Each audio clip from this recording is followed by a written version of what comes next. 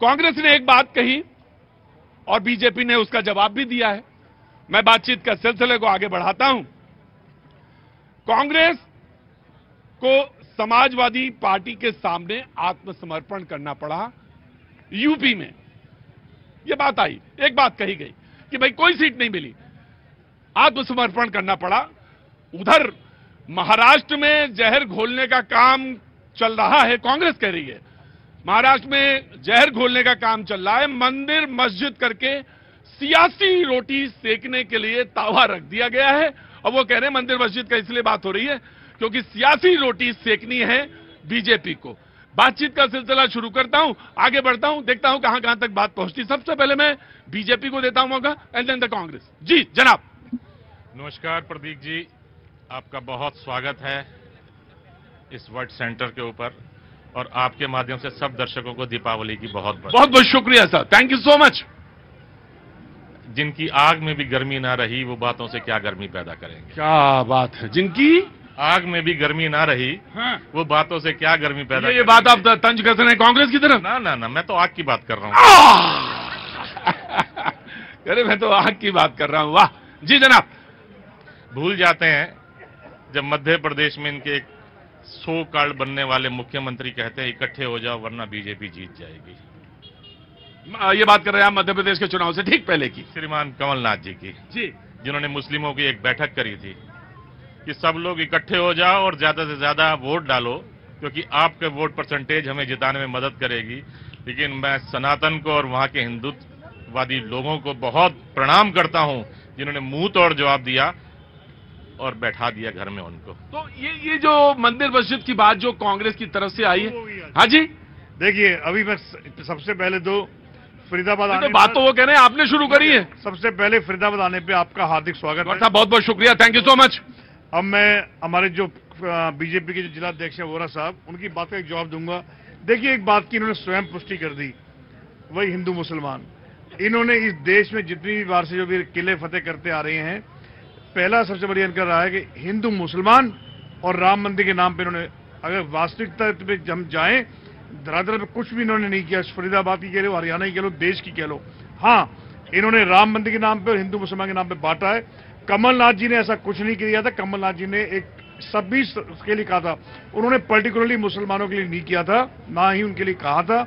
हाँ बीजेपी जरूर मुसलमानों को हमारे से अलग मानती है, लेकिन हम कांग्रेस पार्टी सभी धर्मों को, सभी जातियों को, तो कहते हैं सबका साथ सबका विकास। बिल्कुल, हम इनका नहीं, इनका तो नारा ही बदल गया है, सबका साथ और अपने राशन कार्ड का विकास। बोले इनका कार्ड बदल गया। जी जनाब नमस्ते, क्या नाम है साहब आपका? मेरा नाम दिनेश।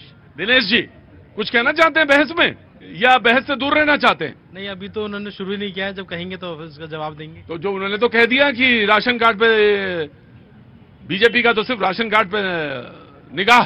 नहीं, इस सरकार में बनते तो है, पिछली में तो सारे घर चले जाते थे। पिछली सरकार में सारे घर चले जाते थे जितने में राशन कार्ड होते ना, ट्रक के समय तो चले जाते थे। जी मैं आया। जी जनाब गौर साहब। जी हाँ जी, तो सेकेंडली और मैं एक बात और कहना चाहूंगा, आपने कहा कि समाजवादी पार्टी का कि आत्मसमर्पण, वो आत्मसमर्पण नहीं है, कांग्रेस ने कर दिया यूपी में। इंडिया गठबंधन के तहत स्थिति को भांपते हुए, स्थिति को समझते हुए और इंडिया गठबंधन के तहत हमने समर्थन दिया, बिल्कुल दिया, आत्मसमर्पण नहीं किया। आत्मसमर्पण तो अलग चीज होती है, और हमने एक राजीनामा के तहत, एक गठबंधन के तहत, उस गठबंधन का धर्म निभाया। प्रतीक जी इनके लिए INDA गठबंधन अलग अलग स्टेप पर अलग अलग होता है। पंजाब में अलग होता है, दिल्ली में अलग होता है, यूपी में अलग होता है।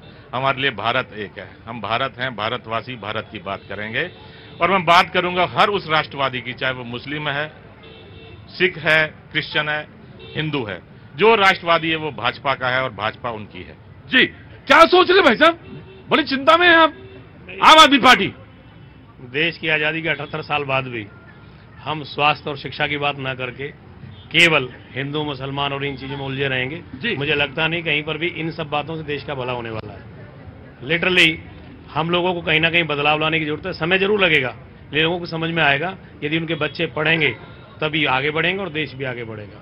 कहीं ना कहीं इन चीजों में उलझा करके हम अपनी देश की आने वाली पीढ़ी को कहीं ना कहीं खराब करने का कह रहे कि आप उलझाते हैं, ये भी आम आदमी पार्टी कहती है कि आप भी उलझाते हैं। मैं फौजदार साहब से एक बात कहूंगा। जी जरूर कहिए, 2 कदम आगे आइए पहले जी। सरकारी स्कूल जी जहां हम अपने बच्चों को भेजा नहीं करते थे, आज उसके अंदर एडमिशन दिलाने के लिए हम इंतजार कर रहे होते हैं। वो सरकारी स्कूल जो हमारे हरियाणा सरकार ने शुरू किए संस्कृत विद्यालय के रूप में, जहां बच्चों को आज एडमिशन लेने के लिए टेस्ट देना पड़ता है, ये है शिक्षा के अंदर बदलाव की कहानी।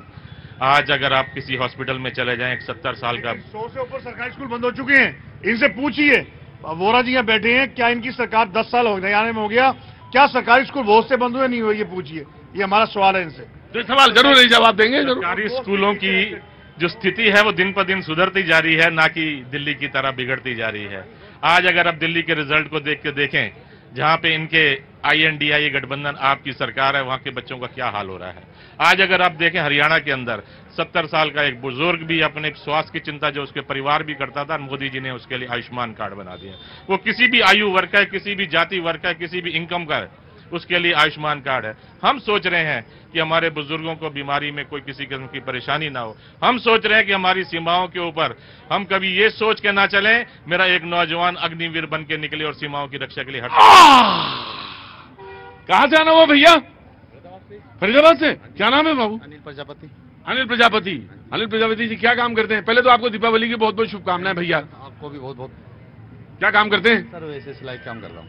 सिलाई का काम। सिलाई का काम करते हैं। कुछ बहस में मन लग रहा है या कुछ और तुम्हारी बात करें? सर ने वो बोल रहे थे जो बड़ा मन लगता तो लड़ाई झगड़े में तुम्हारा। जो सुनी जा रही है ना। हाँ जी, बातें गौर से सुनी जा रही है। अच्छा साहब, मैं आता हूँ आपके पास भी।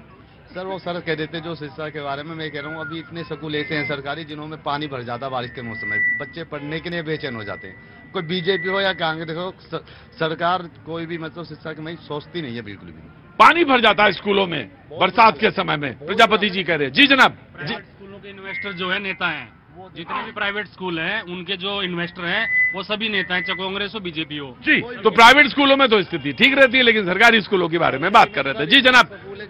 जी मैं आया आपके पास। जी जनाब, क्या नाम है साहब आपका? अजीत चौधरी। जी चौधरी साहब।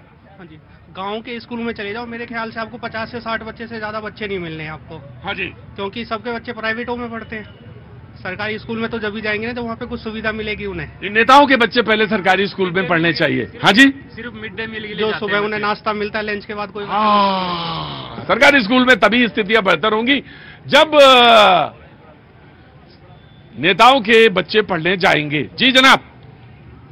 हाँ सर नमस्कार। नमस्कार। क्या वो बहुत ढीले खड़े हो यार? वो ठंडा तो ऐसा नहीं है जो हाथ वाथ बांधे खड़े हो। पहले तुम सुस्ती हटाओ, फिर मैं आता हूं तुम्हारे पास। जी मैं आ रहा हूं, इतनी देर नहीं लगती। जी नमस्ते। नमस्ते जी, कैसे हैं आप? बिल्कुल बढ़िया। आप पहले दीपावली की बहुत बहुत शुभकामनाएं। बहुत शुभकामनाएं सर। पहले मैं आप आए थे तब भी हमने आपका शो देखा था। हाँ जी। अभी आप आए तो तब भी हम आए। बहुत अच्छी बात है, मैं आपको इन्फॉर्म करके आता हूं। देखिए पिछली बार हरियाणा के इलेक्शन थे। पिछली बार हरियाणा के इलेक्शन थे। अरे अभी तो खत्म हुए, बस सांस हल्की सी आई है। अभी आपका पर्पज क्या है? महाराष्ट्र मैं अभी पर्पज हमारा यह है कि आपके हालचाल पूछे जाएं, आपसे बातचीत की जाए। कैसे हैं आप? बिल्कुल ठीक है सर। कुछ कहना चाहते हैं? यही रहते हैं ये मुझे बताइए, हरियाणा में हुआ क्या? बड़ा जबरदस्त रहा सर। कुछ भी करेंगे काउंटर तो होता ही है उसका। मतलब काउंटर तो होता है, लेकिन जो रिजल्ट आया, लोगों ने तो चुनाव में गणना कुछ और कर रहे थे, निकला। हाँ जी,